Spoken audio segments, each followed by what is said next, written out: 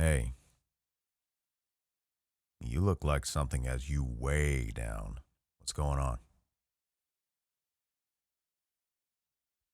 One of your friends cut you loose today. Why'd they do that?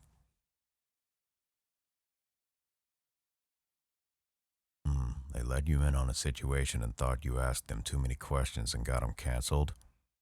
What was the situation and what did you ask them? Mm-hmm. Mm-hmm. Mm-hmm.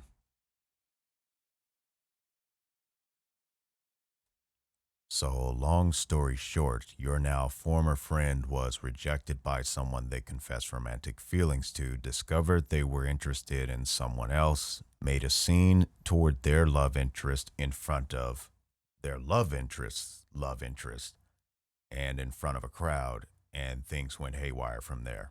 That it? Then, of course, that led to a big verbal altercation, and your former friend's love interest told them to take their rude behavior and go pound sand. Yeah, I'd say any wise individual would ask a question like that because obviously that kind of behavior that they displayed is both rude and immature. Sounds like this individual has a short fuse.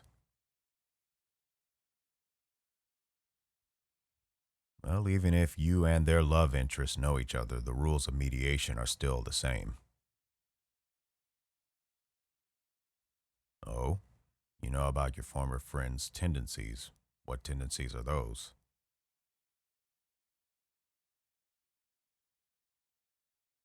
I see.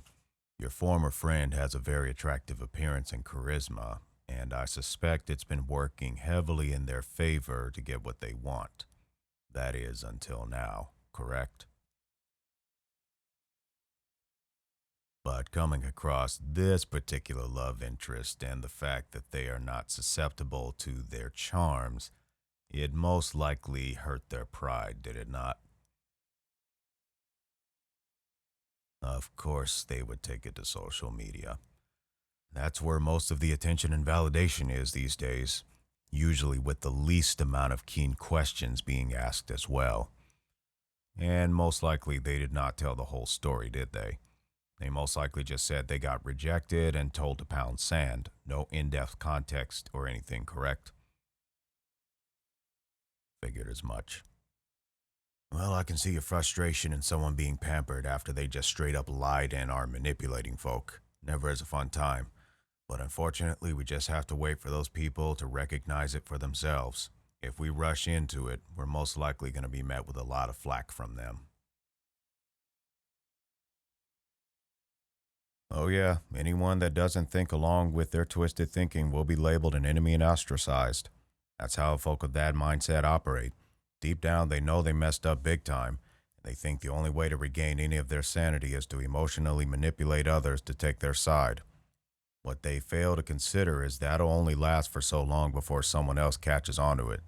And then others may catch on, then another and another, and after finding out, some will just walk away and some will challenge that head on. I even dealt with someone like that before and they pulled a bunch of gaslighting stunts. Saw right through it and they made even more noise. That seems to be the go-to strategy these days with some folk. They don't get their way, they make any kind of undignified noise that they can. That's like hitting a golf ball with no finesse. The likely chance of it making it into the hole is nil. You gotta make noise that has actual purpose. Like my old drumming teacher said, don't go for loud, go for correct.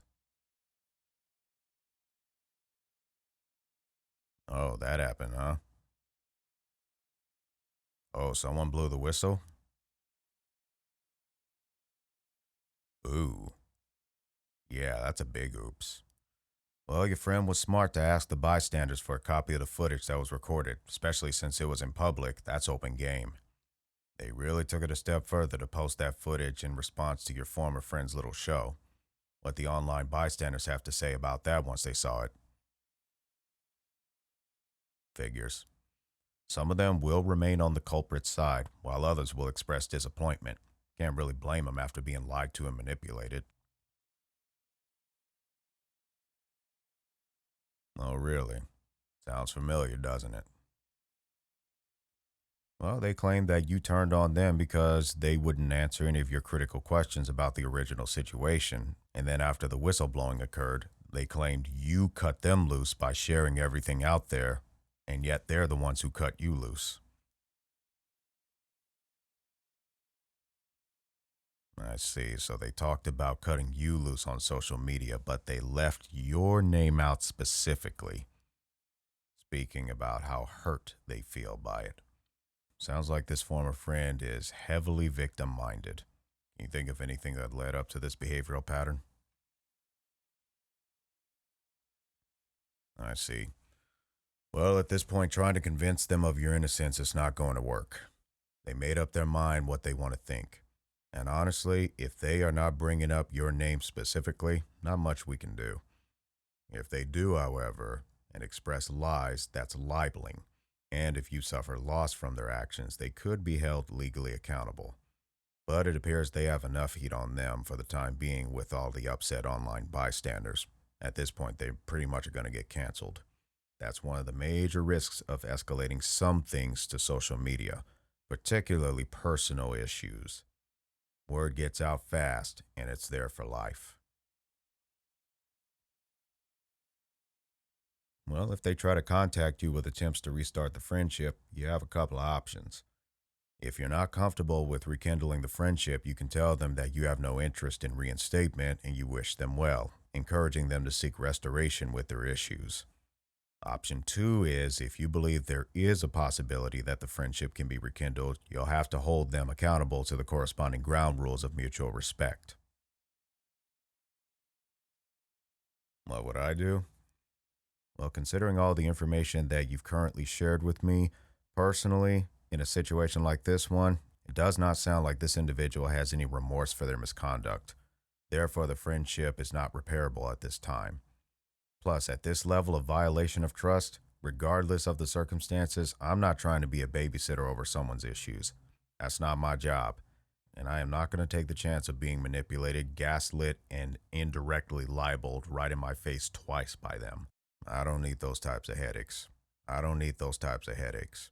Therefore, I would tell them our ways must stay apart. Plus, in that moment of rejection, one of two things will happen. If the individual is truly remorseful of their misconduct, they will express understanding and wish you well reciprocatively.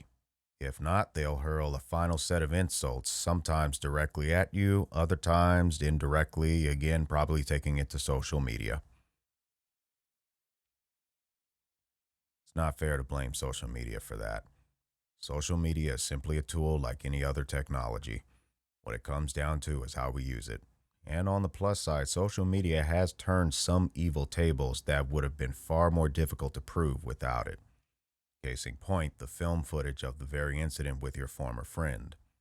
We as a culture need to continually develop in our self-discipline. We're all susceptible to slipping into that same pattern that your former friend did. So let's be careful about snarky remarks about how we would not get caught up in such matters. Anytime.